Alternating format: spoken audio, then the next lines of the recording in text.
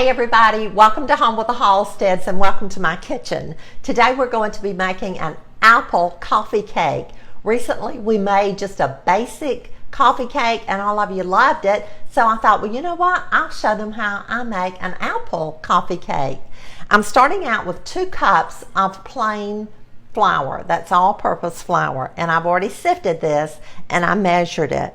To that I'm going to add 4 teaspoons of baking powder, 4 teaspoons baking powder, and 1/2 teaspoon of salt. I'm going to combine these and re-sift it, and I'll set it aside. Next, I'm going to use one egg, 1/2 cup of sugar, 3/4 of a cup of milk, 3/4 of a cup of milk, and 3 tablespoons of butter, and that's going to be our batter. On top of that, I'm going to place some apple slices, and today I'm using the Honey Crisp apples. You can use any kind of apples that you want. Apples of your choice will work fine, and I have already peeled these and sliced them, and I did that last night so that I wouldn't have to do that this morning. And I put them in this little airtight bag.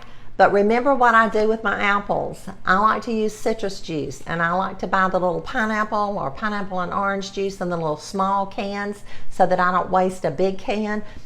Peel, core my apples, slice them, put them, run them through that juice, pat them dry with a paper towel, put them in this bag, and they will stay fresh for a week. They'll stay fresh longer than they're going to last because you're going to eat them. But that's just a way that I have of preserving my apples without them turning brown. Just wanted to throw that in this morning.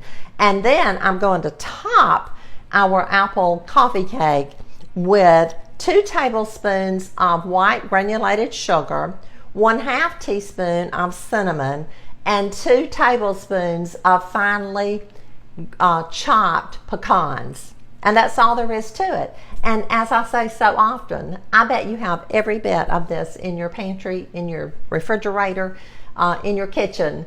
And so you can make an apple coffee cake as well. Let's make it together.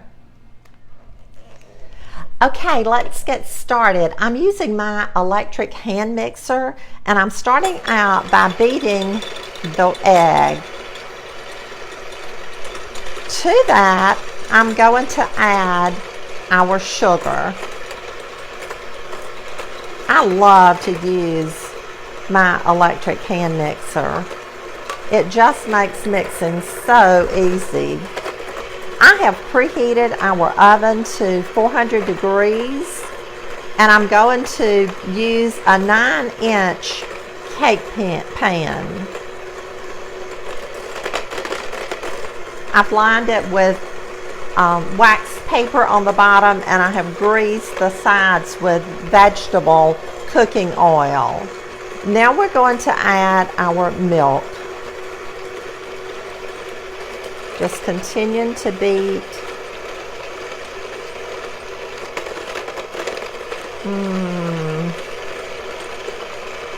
Some of you might be thinking it's not apple season, but we are so close. It is upon us, and I wanted to go ahead and give you some recipes that you can have so that when that time comes for fresh apples to be in, you'll have a good recipe. Now we're going to add our butter.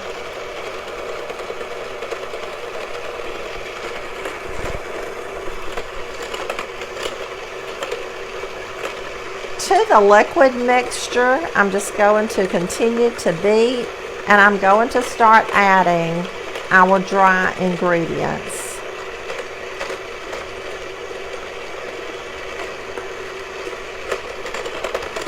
Just mixing that around.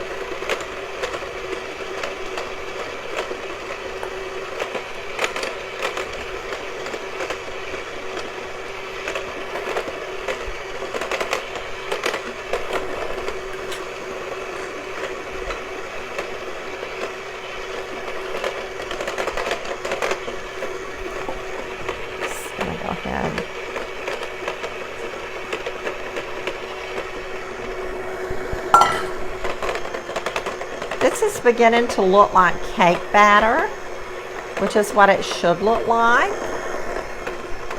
And I'm going to take a spatula and rake it down on the sides very carefully. We certainly don't want to get our spatula in our beaters.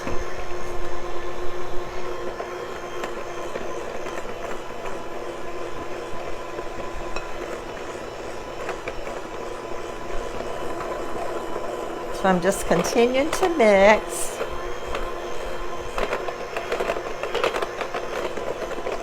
And this is going to be kind of thick, which is fine, which is what it should be.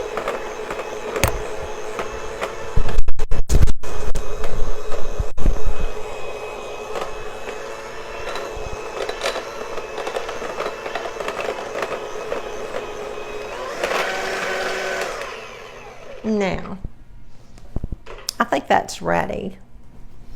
I'll take our spatula again, run around the sides, under the bottom, just stirring it up. And now it's ready to go in our cake pan. And as I said, I have lined this with wax paper. You could just grease it really well. You could use Baker's Joy that has some flour in it. You could grease it and just sprinkle some flour in it.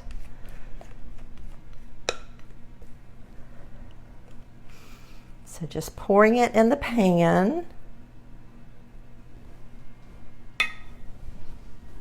And now I'm going to take my spatula and push it out to the sides. So hopefully it will bake and not rise in the center. I know all of you've made cakes and it'll just pop up in the center and make a little mountain. Well, you don't want that. So I kind of push mine to the sides, and that way it doesn't have more in the center than it does anywhere else. So now I'm just going to rake that off. And we're ready to place our apples. Now, these are the ones I told you that I had cut them up last night. Look, they are not brown. So I'm just going to start in the center. And there's no rhyme or reason as to how you do this. You can just do it any way that you want to. I'm just going to kind of place these around. Just like this. I know this is going to be good. Can't wait. Oh, I love anything apple.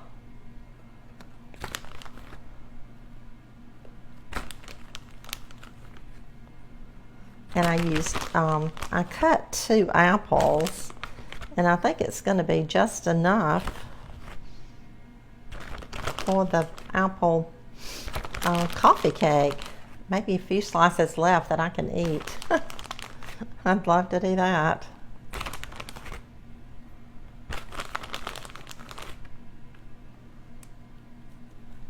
Just placing it around.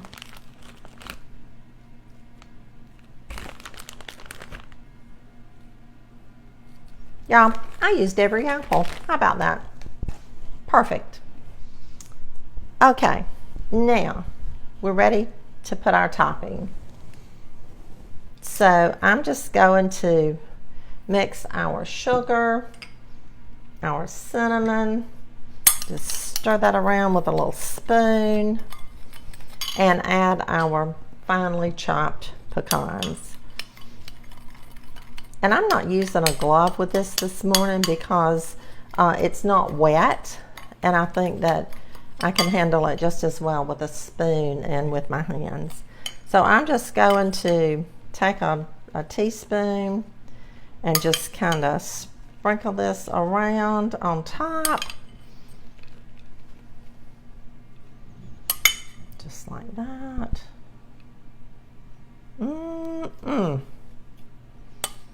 Do you get the gist of what this is going to look like and taste like and smell like? Got some on the side, didn't I? Have to clean that up.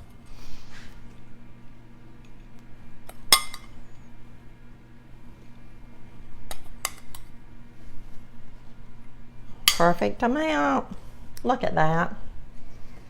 So now we're ready to go in the oven on 400 degrees, and I'll bake it for about 20 minutes, but I'll check it and I'll be back. Our apple coffee cake is ready to come out of the oven. I cooked it for 27 minutes on 400 degrees. Look at those apples. Oh my goodness. I know that is going to be delicious. So I'm going to take it out and let it cool, and I'll be back. Okay, let's give it a try. These apples are crunchy. So if you want your apples to, see how the apple's falling off right there? Look at that. I know it's going to be delicious.